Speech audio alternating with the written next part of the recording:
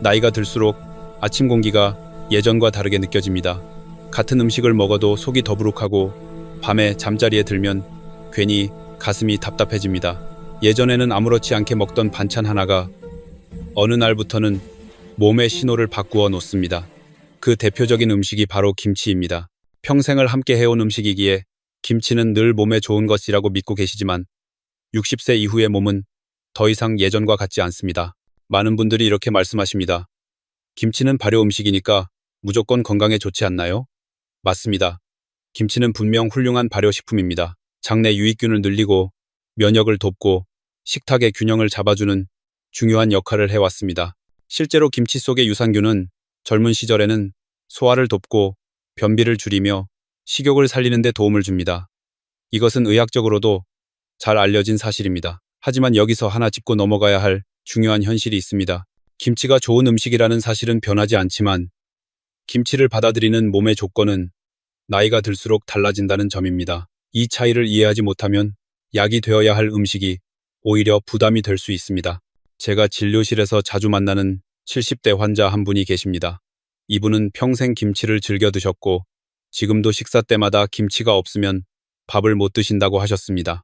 그런데 최근 들어 혈압이 서서히 오르고 밤마다 속쓰림 때문에 잠을 설치셨습니다. 본인은 전혀 의심하지 못했습니다. 김치는 몸에 좋은데요? 라고 되묻곤 하셨죠.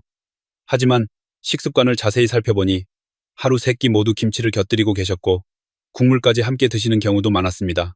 여기서 우리가 반드시 이해해야 할 점이 있습니다.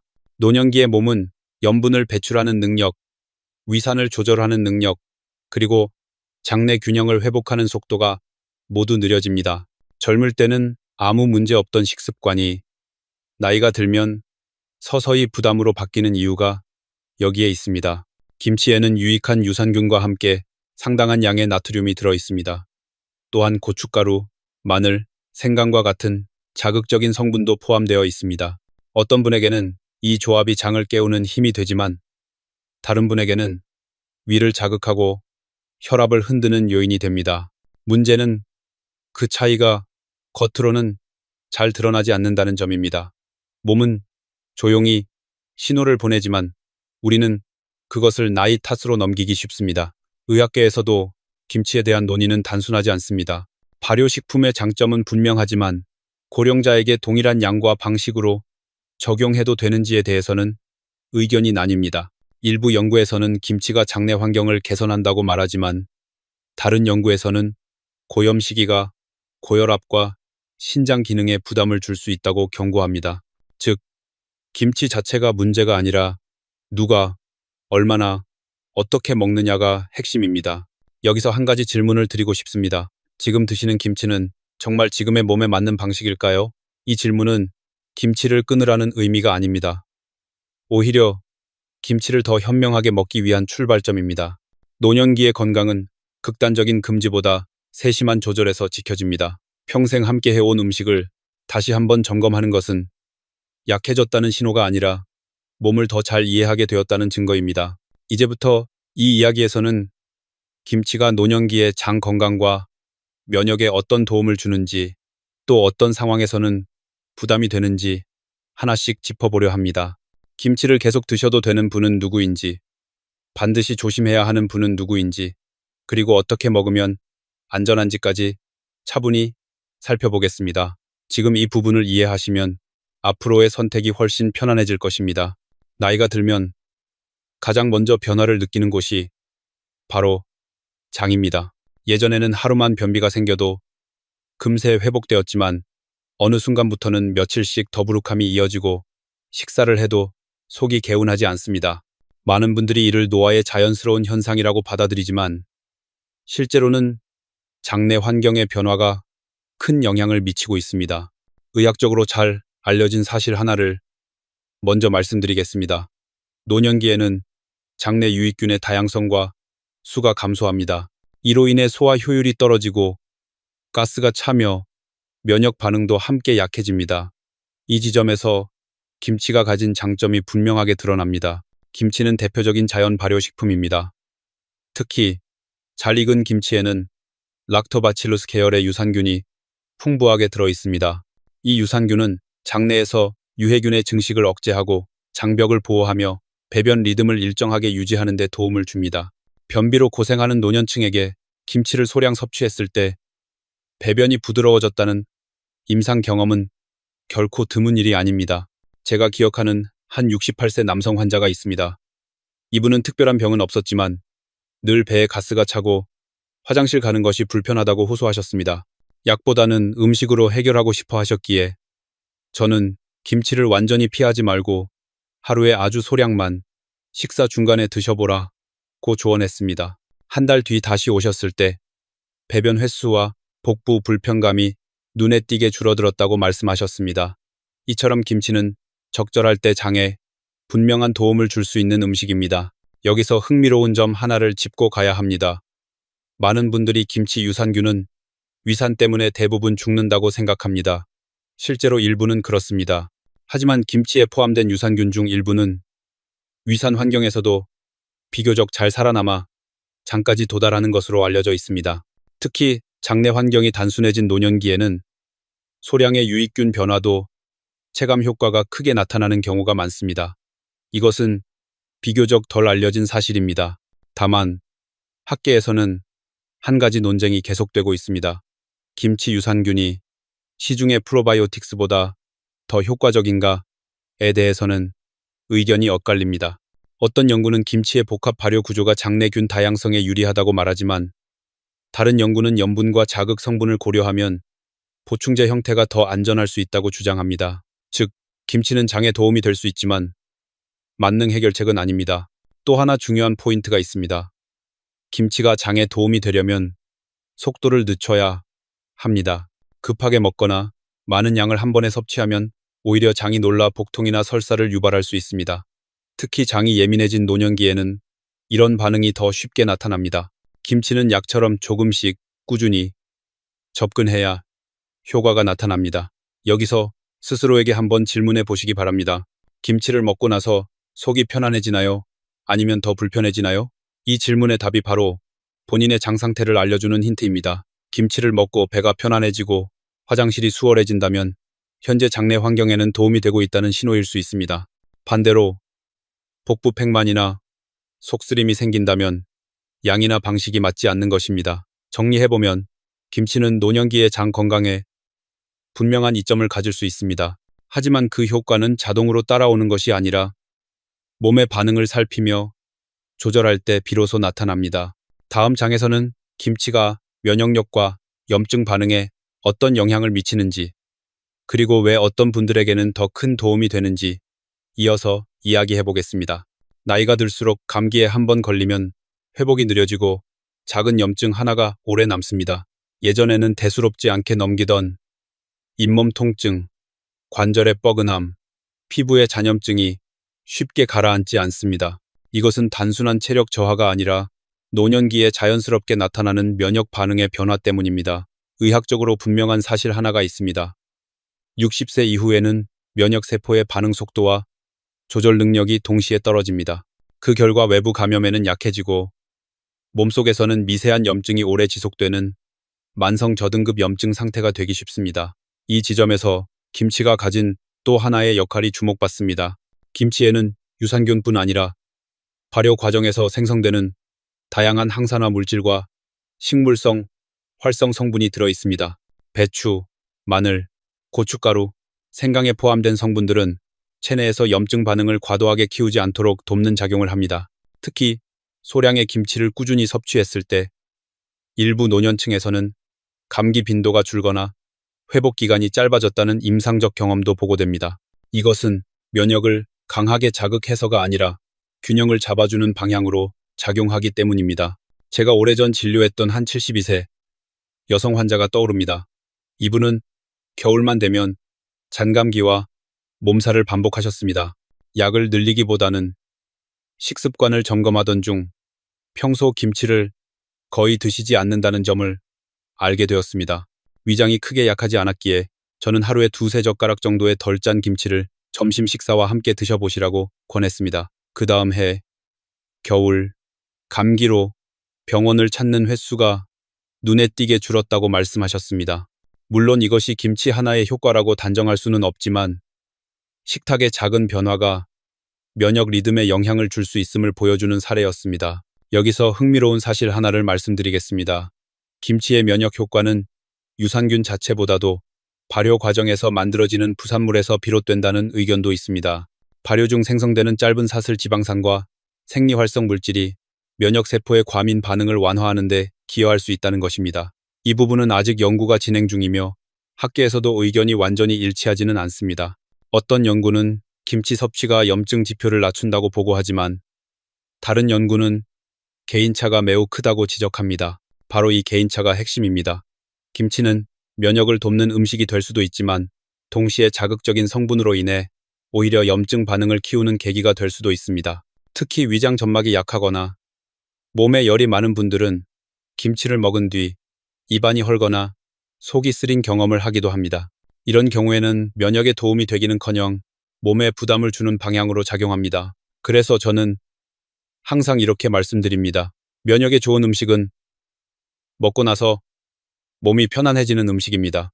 김치를 먹고 나서 몸이 따뜻해지면서도 속이 안정된다면 현재의 면역 상태에는 긍정적인 자극이 될 수 있습니다. 반대로 입이 마르고 가슴이 답답하고 밤에 잠이 얕아진다면 그것은 면역을 돕는 신호가 아니라 과한 자극의 신호입니다. 정리하자면 김치는 노년기의 면역력과 염증 조절에 일정 부분 도움을 줄 수 있습니다. 하지만 그 효과는 양, 숙성도, 개인의 체질에 따라 크게 달라집니다. 김치는 면역을 끌어올리는 약이 아니라 면역의 균형을 조용히 도와주는 음식일 때 가장 의미가 있습니다. 다음 장에서는 김치가 혈당과 대사 건강에 어떤 영향을 미치는지, 그리고 왜 과도한 기대가 위험한지 이어서 살펴보겠습니다. 나이가 들수록 건강검진 결과지에서 가장 먼저 눈에 들어오는 숫자가 있습니다. 바로 혈당과 콜레스테롤 수치입니다. 아직 약 먹을 정도는 아닙니다. 라는 말을 듣고 안도하지만 동시에 마음 한편에는 불안이 남습니다. 많은 분들이 이 시점에서 음식에 더 큰 기대를 걸게 됩니다. 그리고 자연스럽게 이런 질문을 하십니다. 김치가 혈당에도 도움이 된다던데 계속 먹어도 괜찮을까요? 의학적으로 먼저 분명히 해야 할 사실이 있습니다. 김치는 혈당을 직접 낮추는 음식은 아닙니다. 당뇨약이나 치료 식단을 대신할 수 있는 역할도 하지 않습니다. 하지만 일부 상황에서는 혈당과 대사 건강을 간접적으로 도와줄 수 있는 여지가 있습니다. 김치는 탄수화물 함량이 낮은 편이고 식이섬유와 발효 과정에서 생성된 유기산을 포함하고 있습니다. 이 성분들은 식후 혈당이 급격히 치솟는 것을 어느 정도 완만하게 만드는 데 도움을 줄 수 있습니다. 특히 밥과 같은 탄수화물 위주의 식사에 소량의 김치를 곁들였을 때 소화와 흡수 속도가 조금 느려지는 효과를 기대할 수 있습니다. 이는 비교적 잘 알려진 대사 관련 사실입니다. 제가 진료실에서 만난 한 70세 남성 환자는 공복 혈당이 경계선에 머물러 있었습니다. 이분은 단 음식을 줄이려고 노력했지만 식사 후 졸림과 더부룩함을 자주 느끼셨습니다. 식습관을 살펴본 결과 밥만 급하게 드시고 반찬은 거의 드시지 않는 편이었습니다. 저는 밥 양을 조금 줄이고 섬유질과 발효 음식이 포함된 반찬을 천천히 드셔보라 고 조언했습니다. 이후 김치를 소량 곁들여 천천히 식사하는 습관을 들이자 식후 불편감이 줄었다고 말씀하셨습니다. 이 사례는 김치가 혈당을 낮췄다기보다 식사 리듬을 안정시키는 데 도움을 준 경우였습니다. 여기서 덜 알려진 한 가지 포인트가 있습니다.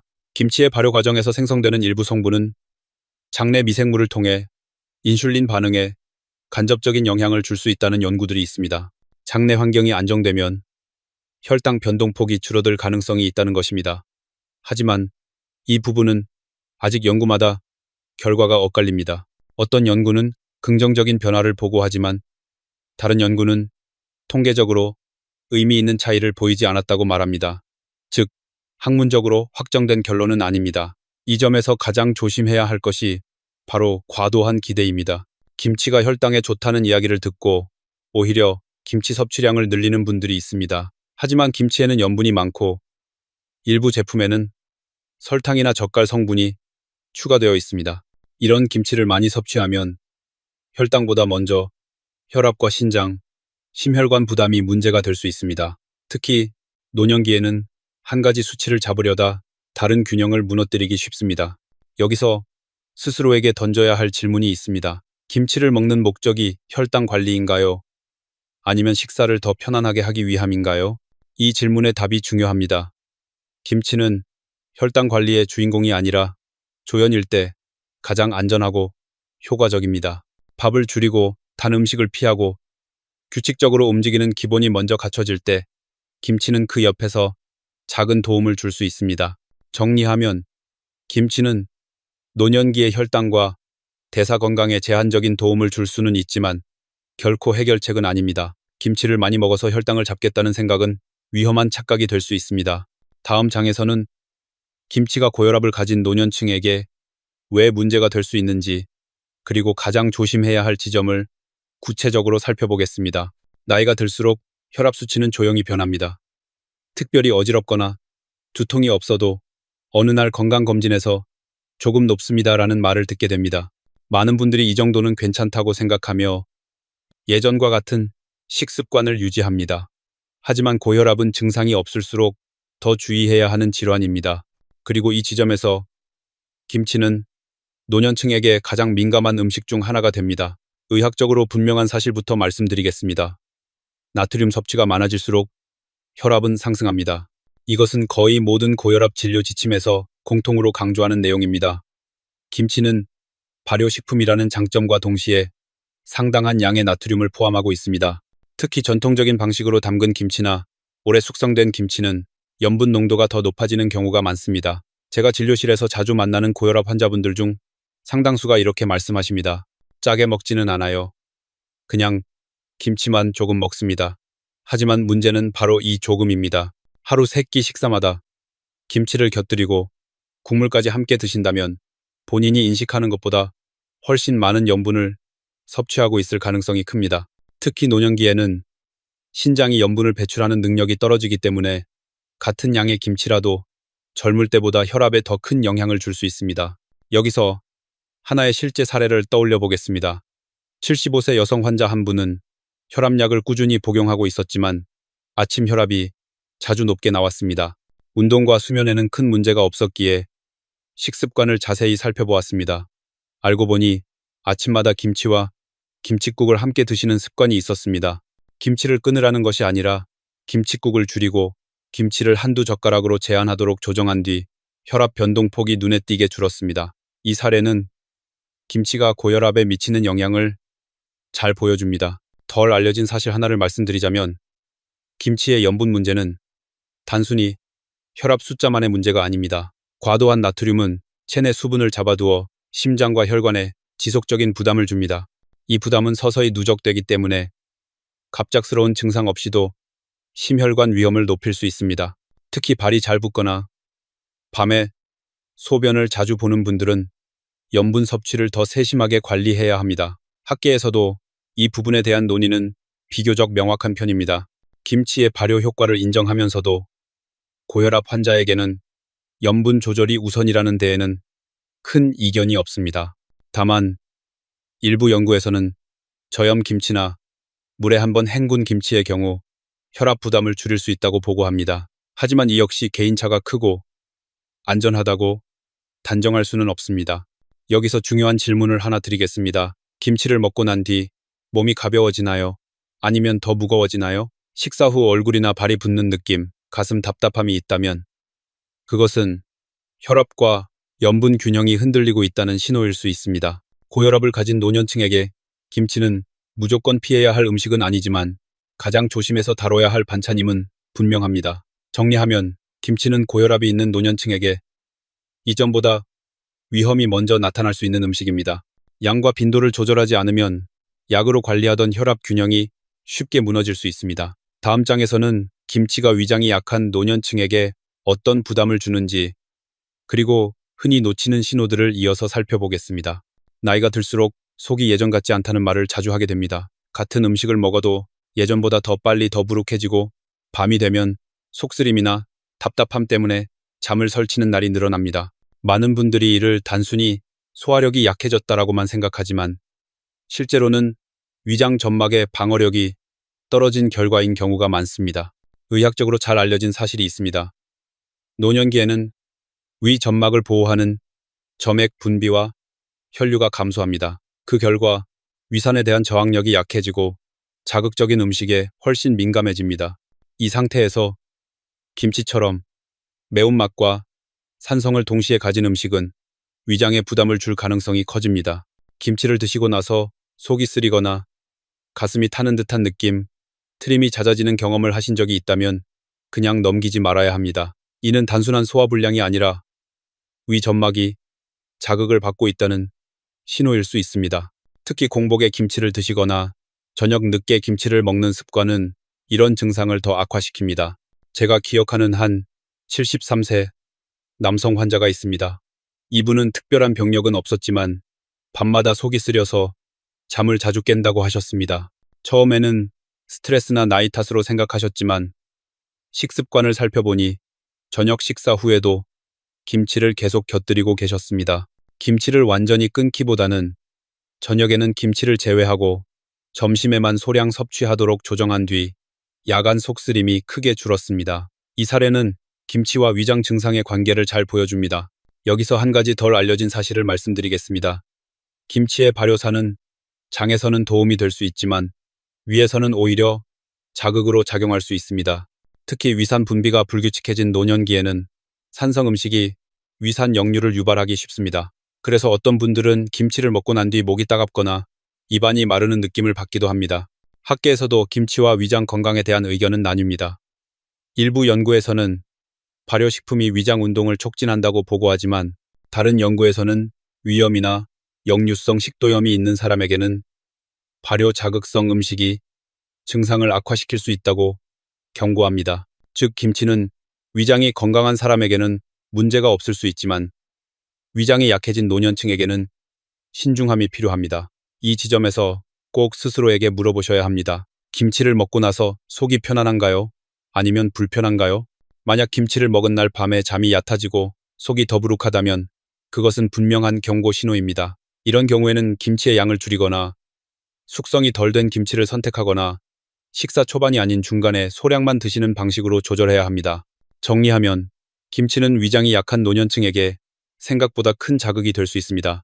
특히 공복, 야간, 과다 섭취는 위장 건강을 빠르게 악화시킬 수 있습니다. 다음 장에서는 김치가 신장 기능이 약해진 노년층에게 왜 부담이 될 수 있는지, 그리고 어떤 점을 가장 조심해야 하는지 이어서 이야기하겠습니다. 나이가 들수록 소변 습관이 달라집니다.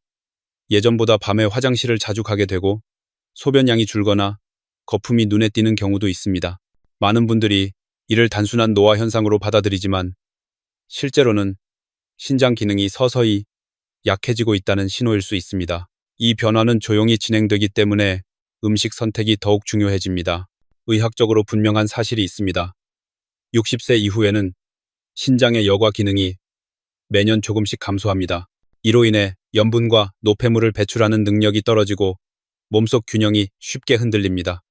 김치는 바로 이 지점에서 신장 건강과 밀접한 관련을 갖게 됩니다. 김치는 발효식품이라는 장점과 동시에 노년기에 신장에 부담을 줄 수 있는 두 가지 요소를 가지고 있습니다. 첫째는 나트륨입니다. 앞서 이야기했듯 김치에는 상당한 염분이 포함되어 있습니다. 신장이 건강할 때는 큰 문제가 되지 않지만 기능이 저하된 상태에서는 염분이 체내에 오래 머물며 혈압 상승과 부종을 유발할 수 있습니다. 둘째는 발효 과정에서 생성되는 질소성 화합물입니다.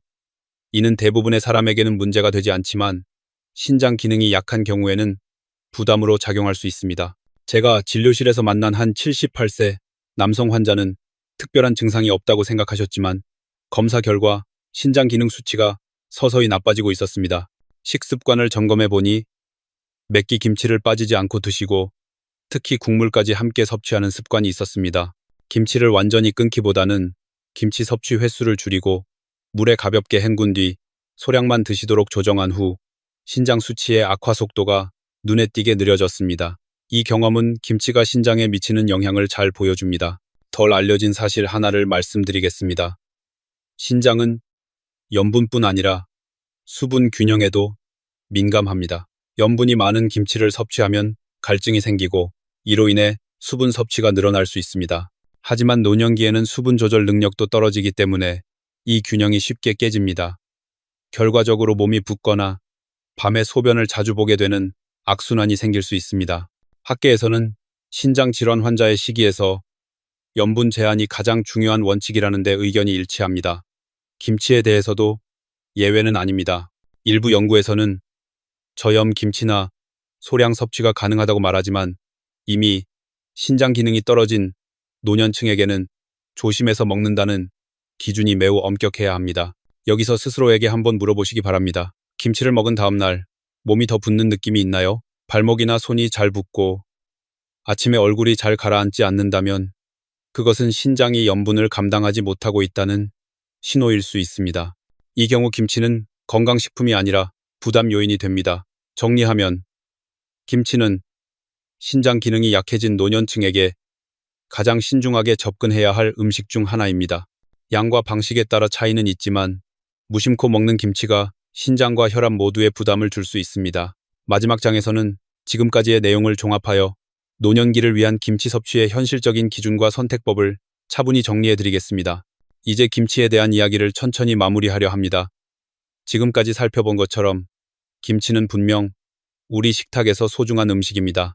장 건강을 돕고 면역의 균형을 지지하며 식사의 즐거움을 살려주는 역할을 해왔습니다. 하지만 동시에 노년기의 몸에는 조건과 한계가 함께 존재한다는 사실도 분명해졌습니다. 노년기의 건강 관리에서 가장 중요한 원칙은 하나입니다. 몸이 예전과 같지 않다는 사실을 인정하는 것입니다. 이것은 포기나 두려움이 아니라 더 현명한 선택을 하기 위한 출발점입니다. 김치 역시 마찬가지입니다. 김치를 무조건 끊을 필요도 없고 반대로 무조건 좋은 음식이라고 믿고 계속 먹을 이유도 없습니다. 지금 이 시점에서 김치를 대하는 가장 현실적인 기준은 매우 단순합니다. 첫째, 몸의 반응을 기준으로 판단해야 합니다. 김치를 먹고 나서 속이 편안해지고 붓기가 없고 잠이 방해받지 않는다면 현재의 섭취 방식은 크게 문제가 없을 가능성이 큽니다. 반대로 속쓰림, 부종, 혈압 변동, 야간 각성이 나타난다면 그것은 분명한 신호입니다. 이때는 양을 줄이거나 섭취 시간을 바꾸거나 잠시 쉬어가는 선택이 필요합니다. 둘째, 김치는 반찬이지 치료 수단이 아니라는 점을 기억해야 합니다. 김치로 혈당을 잡고 혈압을 낮추고 면역을 끌어올리겠다는 기대는 오히려 건강을 흔들 수 있습니다. 기본적인 식사 균형, 충분한 단백질, 규칙적인 움직임이 먼저 갖춰질 때 김치는 그 옆에서 조용히 도움을 주는 역할을 합니다. 셋째, 양과 빈도가 모든 것을 결정합니다. 노년기에는 조금씩, 가끔, 이 가장 안전한 원칙입니다. 하루 한두 젓가락, 점심 식사와 함께 국물은 피하고 가능하다면 덜 짠 김치를 선택하는 것. 이 작은 기준만 지켜도 김치로 인한 부담은 크게 줄어듭니다. 제가 오랜 시간 진료를 하며 느낀 점이 하나 있습니다. 건강을 오래 지키는 분들은 특별한 음식을 먹는 분들이 아니라 익숙한 음식을 새롭게 조절할 줄 아는 분들입니다. 김치를 어떻게 먹느냐는 단순한 식습관의 문제가 아니라 자신의 몸을 얼마나 잘 이해하고 있는지를 보여주는 지표이기도 합니다. 지금 이 글을 읽고 계신 당신도 마찬가지입니다. 오늘부터 김치를 대하는 태도를 조금만 바꿔보십시오. 무심코 먹던 한 젓가락을 의식적으로 줄이고 몸의 반응을 한 번 더 살펴보는 것만으로도 건강의 방향은 달라질 수 있습니다. 큰 결심이나 극단적인 변화가 필요하지 않습니다. 김치는 여전히 우리 삶의 일부로 남아도 됩니다. 다만 지금의 몸에 맞는 거리와 속도로 함께 가면 충분합니다. 그 선택이 노년기의 일상을 더 편안하고 안정적으로 만들어줄 것입니다. 지금 시작하시면 내년 이맘때는 전혀 다른 삶이 펼쳐질 수 있습니다. 오늘이 그 첫걸음입니다.